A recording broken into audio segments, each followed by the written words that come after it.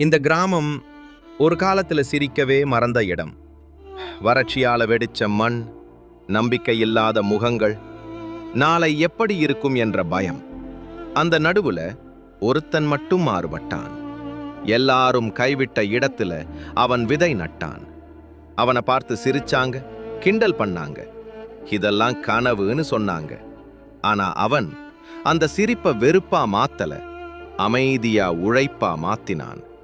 வெயிலிலும் நடந்தான், வலியிலும் நின்னான், நம்பிக்கைய மட்டும் கீழே விடல. நாட்கள் ஓடிச்சு, காலம் மாறிச்சு, வானமும் கருணை காட்டிச்சு. அந்த விதை மரமாச்சு, அந்த நிலம் பசுமையாச்சு, அந்த கிராமம் உயிர் பெற்றுச்சு. ஒரு நாள் அவனை பார்த்து சிரிச்ச கிராமம் அவனால்தான் சிரிக்க ஆரம்பிச்சது. வாழ்க்கை சொல்லும் ஒரே பாடம் இதுதான்: இன்று சிரிக்கப்படுறவன் நாளை சிரிக்க வைப்பான்.